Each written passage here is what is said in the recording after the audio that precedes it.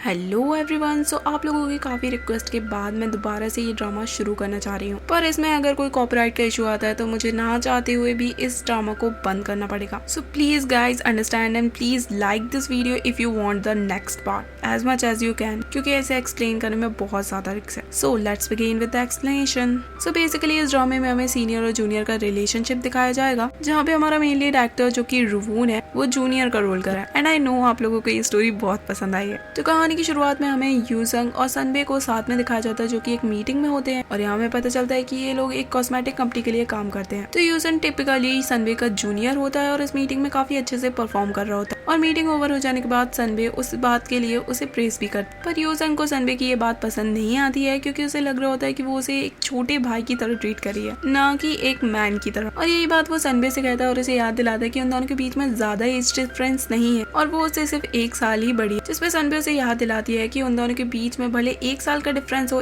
पर work experience में वो उससे 2 साल की सीनियर है। फिर आगे हमें ऑफिस का सीन दिखाया जाता है, जहाँ पे सनबे को एक वेडिंग इनविटेशन कार्ड मिलता है अपने एम्प्लॉय का, जो कि इसी कंपनी के असिस्टेंट मैनेजर से शादी करने वाली थी। अब ये बात सुनकर सनबे काफी शॉक्ड हो जाती है, क्योंकि उसने नहीं सोचा था कि उसकी एम्प्लॉय और फ्रेंड सीक्रेटली ऑफिस के बंदे को ही डेट करे। फिर यहाँ सभी लोग उन्हें सजेस्ट करते हैं कि अगर वो अपनी लाइफ में कभी भी ऑफिस रोमांस करने वाले हैं तो उन्हें इस बात सीक्रेट ही रखनी चाहिए, वरना उनकी लाइफ में काफी प्रॉब्लम्स आ सकती है। फिर नेक्स्ट सीन में हमें बीएम ली को दिखाया जाता है, जो कि सनबे के सीनियर होते हैं और वो उसे मॉल जाके कंपनी के प्रोडक्ट चेक करने के लिए कहते हैं। जिसके बाद सनबे यूजंग के साथ डिपार्टमेंटल स्टोर जाती है और सारे कंपनी के प्रोडक्ट्स को चेक करने लगती है। तभी यूजंग मौके का फायदा उठा के सनबे से पूछता है कि आखिर उसका क्या ख्याल है ऑफिस रोमांस के बारे में। तो सनबे उससे कहती है कि आखिर वो उससे ये सब कुछ क्यों पूछ रहा है। अब क्योंकि उसे आगे चल के ऑफिस रोमांस ही करना था, इसलिए वो सनबे से ये बात पूछ रहा होता है और उसे कहता है कि बस वो थोड़ा सा इसे लेके क्यूरियस है और इससे डायरेक्टली पूछ लेता है कि क्या तुम किसी को चांस दोगी ऑफिस में तुम्हें डेट करने का। तो सनबे उसे कहती है कि अगर उसे ऑफिस में कोई लड़का पसंद आएगा तो वो जरूर उसे डेट करे और ऑफिस रोमांस को थोड़ा सीक्रेट ही रखना चाहिए, वरना लोग बातें बनाने लगते हैं। साथ ही वो यूजंग से ये भी कहती है कि अगर वो किसी को ऑफिस में से डेट करते हुए देख ले तो वो उन्हें अकेला छोड़ दे और इस बात को इग्नोर कर दे। फिर आगे दिखाया जाता है कि यूजंग एक लिपस्टिक में काफी ज्यादा इंटरेस्ट ले रहा होता है, तो सनबे उसके पास आके उस लिपस्टिक के बारे में उससे पूछती है। तो यूजंग उससे कहता है कि वो सिर्फ मार्केट एनालाइज कर रहा था दूसरी कंपनी की और उसे ये लिपस्टिक काफी पसंद आई। जिसमें तभी वहाँ पे एक एम्प्लॉय आके उनसे पूछती है कि क्या वो इस लिपस्टिक को खरीदना चाहेंगे, जिसके लिए सनबे तो मना कर देती है, पर यूजंग उस एम्प्लॉय से कहता है कि हाँ वो अपनी गर्लफ्रेंड के लिए ये लिपस्टिक खरीदना चाहता है।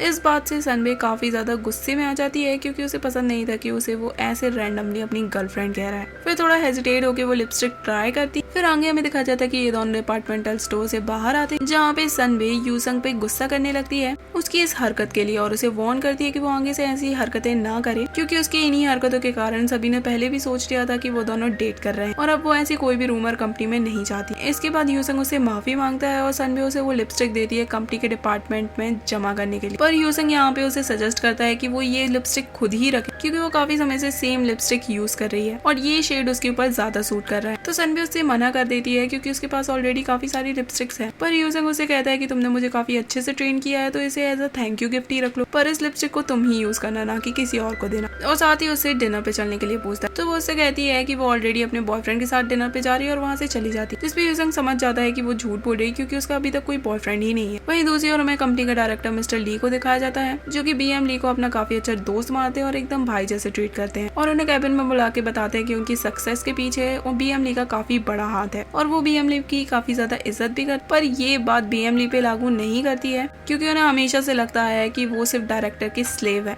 आगे दिखाया जाता है कि सनबे एक रेस्टोरेंट में होती है अपने फ्रेंड के साथ और तभी उसके पास उसकी मॉम का कॉल आता है और वो उनके कॉल को टोटली इग्नोर कर देती है। वहीं दूसरी ओर हमें यूजंग को दिखाया जाता है, जो सनबे से अपने पहली मुलाकात के बारे में सोच रहा होता है। वो यहाँ पे काउंसलिंग के लिए आया होता है और कंपनी की तरफ से सनबे उसकी काउंसलिंग करने वाली होती है, पर क्योंकि ऑलरेडी लंच टाइम हो चुका होता है तो वो वहाँ से जाने लगता है, पर सनबे उसे रोकती है और उसे अंदर बुलाती है। यूजंग अंदर जाके फॉर्म फिल करता है और उसके काइंड बिहेवियर की वजह से उसे वो पहली बार में ही पसंद आती है। फिर नेक्स्ट डे हमें दिखाया जाता है कि यूजंग अपनी दोनों बड़ी सिस्टर्स के साथ ब्रेकफास्ट कर रहा होता है। यहाँ पे हमें उसकी बड़ी बहन जीसंग को दिखाया जाता है, जो कि फैशन डिजाइनर होती है और वेडिंग ड्रेसेस बनाती है। और वहीं दूसरी ओर हमें यूजंग को दिखाया जाता है, जो कि ऑलरेडी मैरिड होती है और उसकी एक छोटी डॉटर भी होती है और वो इन दोनों पे ही गुस्सा कर रही होती है कि उन दोनों को जल्दी से अपनी लाइफ में सेटल हो जाना चाहिए। फिर आगे हमें ऑफिस का सीन दिखाया जाता है, जहाँ पे यूजंग नोटिस करता है कि सनबे ने आज भी की दी हुई लिपस्टिक नहीं यूज की है और ये देख के वो थोड़ा सैड फील करता है। पर तभी वहाँ से बीएम ली ये कहते हुए गुजरते हैं कि वो अपस्टेयर्स जा रहे हैं और उनके जाते ही मेकअप फिक्स करके सनबे भी उनके पीछे पीछे चली जाती है और यहाँ पे हमें साफ साफ समझ में आ जाता है कि इन दोनों के बीच में कुछ तो चल रहा है, पर हमारा हीरो कुछ ज्यादा ही इनोसेंट होता है। फिर आगे हमें दिखाया जाता है कि यूजंग अपने फ्रेंड्स के साथ बैठा होता है और वो उससे पूछते हैं कि अब वो अपने बर्थडे में क्या करने वाला है। और अपने बर्थडे के बारे में याद आने के बाद वो सीधा सनबे के पास आता है और उससे पूछता है कि इस थर्सडे उसका क्या प्लान है। इसके बाद सीधा हमें उसके बर्थडे का सीन दिखाया जाता है जहाँ पे वो सारे एम्प्लॉयज के साथ सेलिब्रेट कर रहा होता है। और यहाँ पे सनबे उससे पूछती है कि उसे अपने